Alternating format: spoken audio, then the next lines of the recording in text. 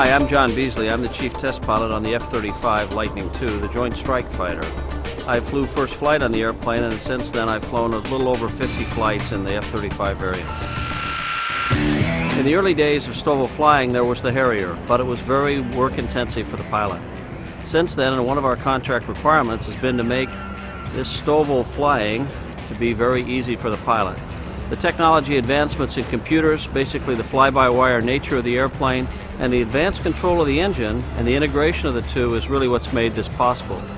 In the F-35, the way the pilot controls his height is with his right hand, his stick, the same way at 0 knots as he does at 500 knots.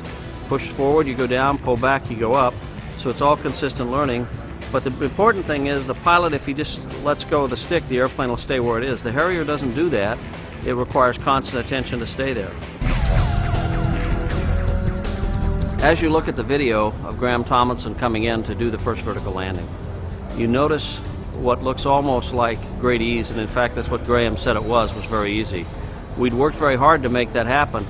Conventional airplanes, when you come in, there'd be a great deal of wondering about positioning and those type of things and controlling the hover very precisely. Well, with the F-35, because of the integrated flight propulsion system, it was very easy. The system's doing most of the hard work, the pilot's simply making a decision where he wants to go.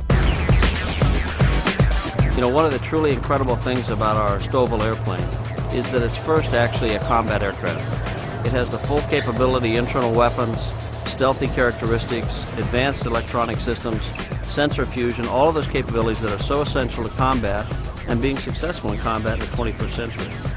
Sometimes in the past, people have had to compromise on those capabilities to have the basing option that short takeoff and vertical landing brings in heritage STOVL systems. We compromise none of those. We have an airplane that's a fully maneuverable fighter aircraft, equivalent to any that's out there, and also a supersonic airplane that can fly any mission that's required with all of the sensors and all of the data link and all the communications that are becoming the future of aviation.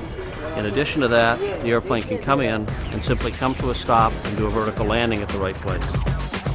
I think the guys on the ground are going to absolutely love this airplane because they're going to know it's there and it can get there quickly to help them.